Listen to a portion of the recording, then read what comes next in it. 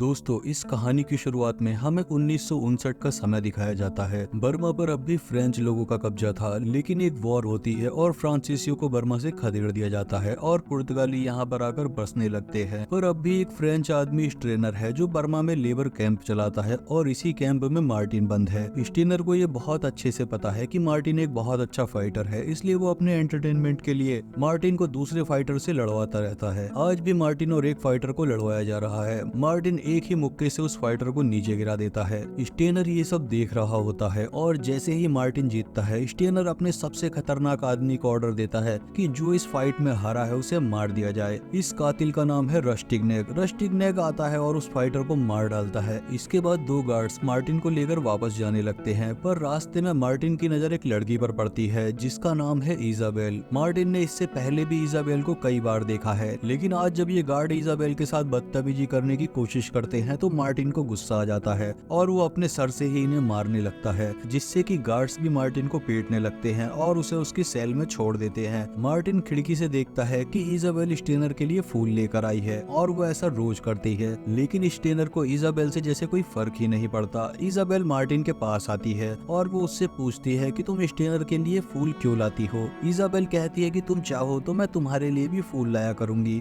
तुम एक अच्छे इंसान हो और तुम्हें यहाँ नहीं होना चाहिए। लेकिन मार्टिन कहता है कि मुझे फूल नहीं चाहिए और वो शांत हो जाता है। फिर सीन शिफ्ट होता है स्टेनर के ऑफिस में, जहाँ बूम स्टेनर से कहता है कि आपसे कोई मिलने आया है।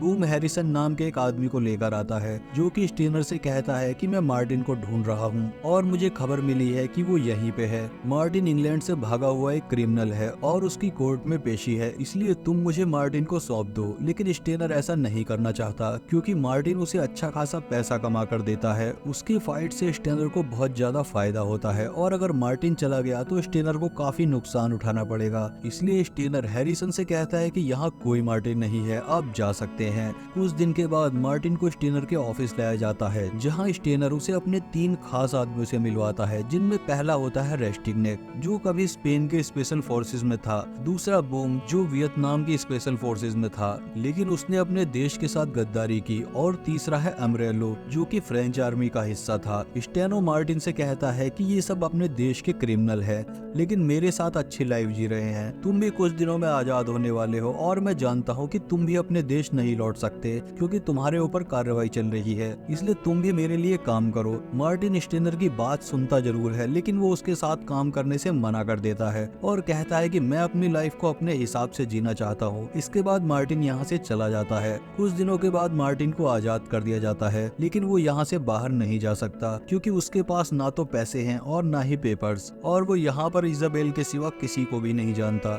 इसलिए मार्टिन इजाबेल के घर पर जाता है, जहाँ इसे इजाबेल के सौतेले पिता मिलते हैं जिनका नाम है वैलेंटाइन। मार्टिन वैलेंटाइन से बात करने लगता है और पूछता है कि इजाबेल स्टेनर को रोज फूल क्यों देने जाती है। इस पर वैलेंटाइन कहता है कि इजाबेल स्टेनर की ही बेटी है। तब हमें पता चलता है कि इजाबेल की माँ स्टेनर की पत्नी थी, लेकिन स्टेनर को लगा कि इजाबेल की माँ धोखेबाज है, इसलिए उसने उसे छोड़ दिया। लेकिन इजाबेल रोज स्टेनर को फूल देने जाती है क्योंकि वो जानती है कि वो उसके फादर है। वहीं वैलेंटाइन कहता है कि मेरा एक बार है और तुम उसमें काम कर सकते हो और हम यहाँ साथ रह भी सकते हैं। अब क्योंकि मार्टिन कहीं जा नहीं सकता था तो वो यहीं पर रुक जाता है और वैलेंटाइन के बार में काम करने लग जाता है। एक दिन वैलेंटाइन के बार में दो लोग आपस में लड़ने लगते हैं। वैलेंटाइन तुरंत ही मार्टिन के पास जाता है और कहता है कि तुम इन दोनों को बाहर निकाल कर फेंक दो। मार्टिन ऐसा ही करता है, लेकिन ये दोनों उसे चैलेंज करते हैं और कहते हैं कि हमसे फाइट करो और हमें हरा दो, वरना हम यहाँ से कहीं नहीं जाने वाले। अब मार्टिन भी जोश में आ जाता है और दोनों को जमकर पीटता है ताकि वो यहाँ कभी वापस ही ना आए। लेकिन अगली सुबह बूम और रेस्टिग्नेग मार्टिन के पास आते हैं और उससे कहते हैं कि रात तुमने जिसको पीटा वो स्टेनर का फाइटर था और अब तुम्हें उसकी जगह लड़ना होगा, वरना स्टेनर को बहुत नुकसान होगा। मार्टिन इसके लिए मना कर देता है, लेकिन रेस्टिग्नेग वैलेंटाइन और बार को नुकसान पहुंचाने की धमकी देता है और यहाँ से चला जाता है। उसी शाम वैलेंटाइन और मार्टिन आपस में बात करते हैं। मार्टिन अपनी किस्मत को कोस रहा था, लेकिन वैलेंटाइन उसे हिम्मत देता है और कहता है कि 10 फाइट लड़ने से अच्छा है कि तुम एक आखिरी फाइट लड़ लो। मार्टिन मान जाता है और फाइट का दिन भी आ जाता है। यहाँ पर मार्टिन के सामने सबसे तगड़ा फाइटर होता है, लेकिन मार्टिन उसे कुछ ही देर में हरा देता है। मार्टिन को लगता है कि फाइट खत्म हो गई है, लेकिन उसे बताया जाता है कि लड़ाई अभी बाकी है। और फिर एक फाइटर उसके सामने आता है। मार्टिन इसे भी आसानी से हरा देता है। दूसरी तरफ हैरिसन वैलेंटाइन के पास जाता है और उसे मार्टिन के बारे में बताता है कि वो एक क्रिमिनल है और उस पर कार्रवाई चल रही है। वैलेंटाइन हैरिसन से पूछता है कि उसने क्या किया है। हैरिसन बताता है कि मार्टिन के भाई और पिता को कुछ लोगों ने मार डाला था और इसलिए मार्टिन ने उस पूरी गैंग को ही मार डाला। ये सुनकर वैलेंटाइन कहता है कि कुछ दिन पहले तक मार्टिन यहाँ काम जरूर करता था, लेकिन अब वो कहाँ है मुझे नहीं पता। हैरिसन वैलेंटाइन को पैसों का लालच भी देता है, लेकिन वैलेंटाइन उसे कुछ भी नहीं बताता।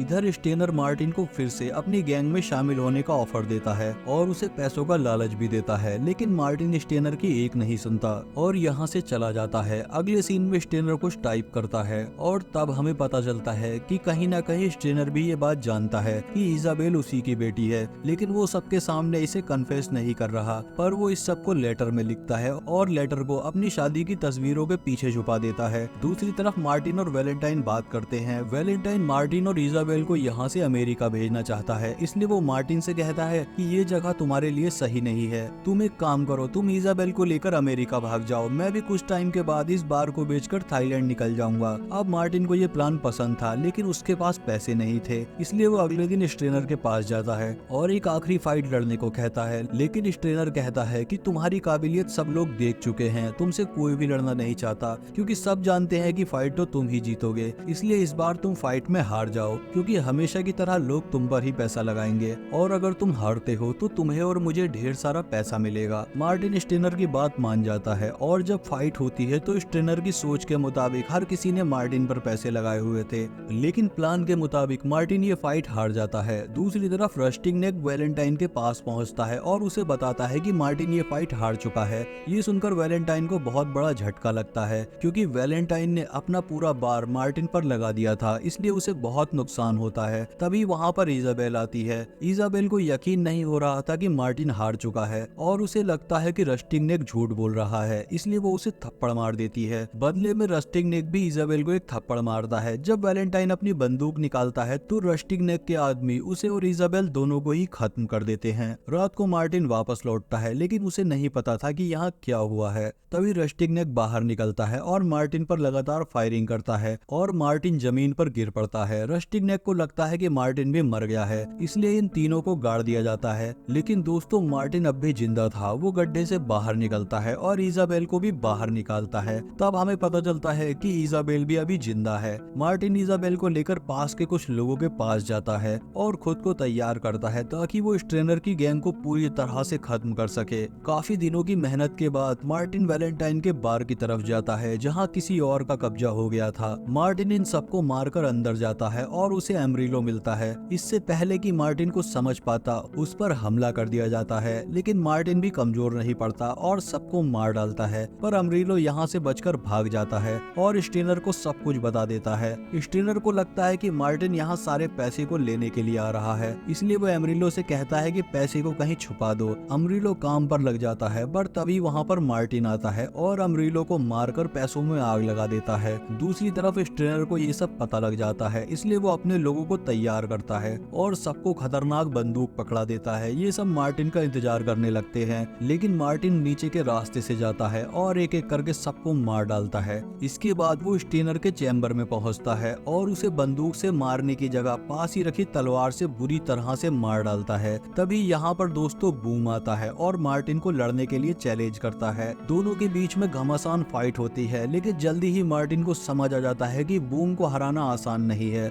इसलिए वो बंदूक से बूम के शरीर को छन्नी कर देता है और रस्टिंग नेक को मारने के लिए निकल पड़ता है और देखता है कि रस्टिंग नेक अपने आदमियों को तैयार कर रहा है, लेकिन मार्टिन इन सब पर हमला कर देता है और एक एक करके इन सबको गोलियों से भून डालता है और लड़ते हुए एक कमरे में पहुंच जाता है। यहाँ मार्टिन के हाथ स्टेनर का लिखा वो लेटर लगता है, जिसमें उसने लिखा था कि इजाबेल उसी की बेटी है। मार्टिन ये लेटर इजाबेल को भेज देता है। इधर रस्टिंग नेक दर दर की ठोकरें खा रहा था, क्योंकि उसे यहाँ कोई पसंद नहीं करता था। कुछ दिनों के बाद मार्टिन रस्टिंग नेक तक पहुँच जाता है और इन दोनों के बीच तगड़ी फाइट होती है और रस्टिंग नेक चीटिंग करता है और मार्टिन पर चाकू से वार करता है, लेकिन मार्टिन बचता हुआ उल्टा उसके के चाकू से उसी को मार डालता है और इस तरह से रेस्टिंग नेक भी खत्म हो जाता है। तभी यहाँ पर हैरिसन आता है और मार्टिन को अपने साथ चलने के लिए कहता है, लेकिन मार्टिन कहता है कि अगर तुम दोबारा मेरे पास आए तो मैं तुम्हें भी मार डालूंगा, और अगर तुम्हें कोई बिजनेस डील करनी है तो पहले तुम इंग्लैंड में मेरा नाम क्लियर करवाओ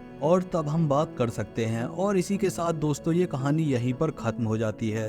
दोस्तों अगर आपको मूवी पसंद आई हो तो मूवी को लाइक और चैनल को सब्सक्राइब जरूर कर दें। मिलते हैं हमारी अगली वीडियो में।